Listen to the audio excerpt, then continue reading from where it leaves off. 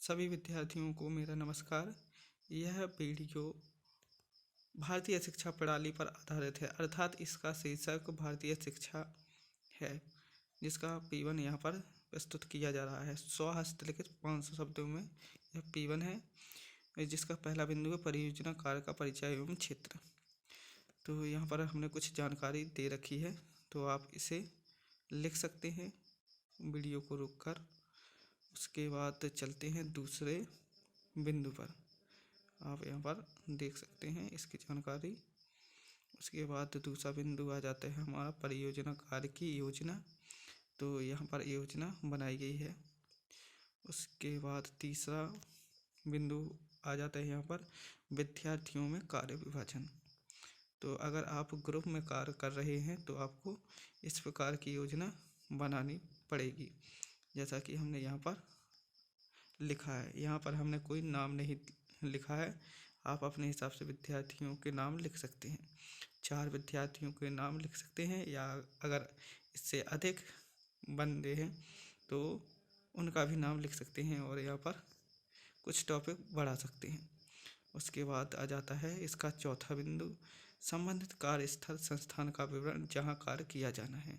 तो इसके बारे में भी हमने यहाँ पर कुछ जानकारी दे रखी है, आप इसे लिख सकते हैं।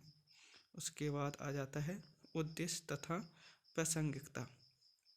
यह 5वां बिंदु है P1 का। तो यहाँ पर उद्देश्य लिखे हैं, आप इन्हें भी लिख सकते हैं। उसके बाद आ जाता है P2। यह भी स्वहस्तलिखित 500 शब्दों में होना चाहिए।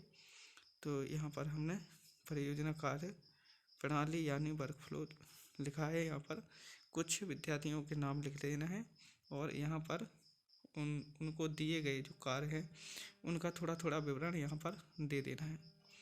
यहाँ पर हमने विद्यार्थियों को नाम नहीं दिए हैं।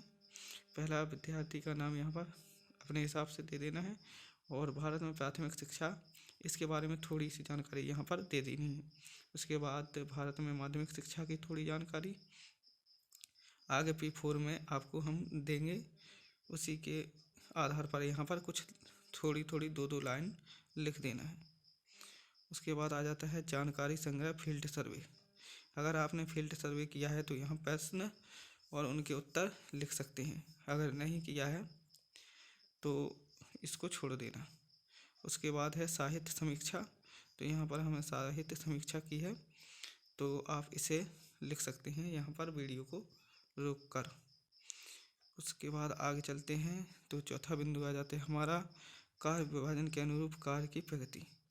तो यहाँ पर कार्य की प्रगति जैसा कि ऊपर लिखा गया है, विद्यार्थियों के नाम और थोड़ी 2 लाइन की जानकारी यहाँ पर लिख देना है। उसके बाद आ जाता है यहाँ पर P3। यह भी स्वहस्तलिखित 500 शब्दों में होना चाहिए और यहाँ पर भी विद्यार्थियों द्वारा संपादित कार्य का विवरण दे देना है, जैसा कि अभी आगे हम P4 में बताएंगे। उसमें से थोड़ी बिंदु छांटकर यहाँ पर लिख सकते हैं। जानकारी आंकड़ों का विश्लेषण और विश्लेषण की प्रविधि, यह दोनों छोड़ देना है। उसके बाद कार्य में आने वाली चुनौतियाँ आप यहाँ पर लिख सकते हैं। उसके बाद आ जाता है भारत में शिक्षा।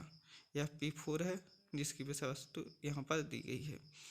जैसा कि प्रस्तावना, उद्देश्य, शिक्षा का अर्थ, भारत में प्राथमिक शिक्षा, भारत में माध्यमिक शिक्षा, भारत में उच्च शिक्षा, उपसंहार, और यहाँ पर पहला आ जाता है प्रस्तावना। तो यहाँ पर प्रस्तावना हमने दे रखी है, यहाँ पर आप देख सकते हैं। यहाँ पर वीडियो को रोककर आप इसे लिख भी सकते हैं। उसके बाद आगे चलते हैं। इसका दूसरा बिंदु है उद्देश्य। यहाँ पर उद्देश्य लिखे गए हैं, यह P4 है। तो यहाँ पर आप उद्देश्य भी देख सकते हैं। उसके बाद आगे चलकर शिक्षा का अर्थ, यह तीसरा बिंदु है, शिक्षा का अर्थ।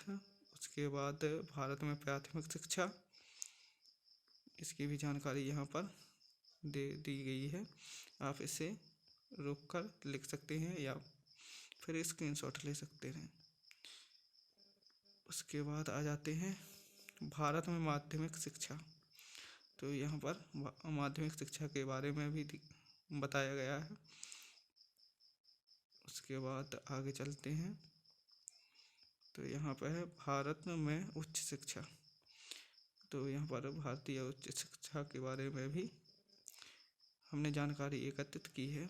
उसके बाद यहाँ चलते हैं नीचे, उपसंहार 7वां बिंदु और लास्ट बिंदु है उपसंहार। तो यहाँ पर उपसंहार भी हमने लिख दिया है और यह आपकी फाइल कंप्लीट हो चुकी है। भारतीय शिक्षा प्रणाली या भारतीय शिक्षा, प्राइमरी शिक्षा, माध्यमिक शिक्षा और उच्च शिक्षा, इन सभी के जानकारी हमने यहाँ पर दे रखी है।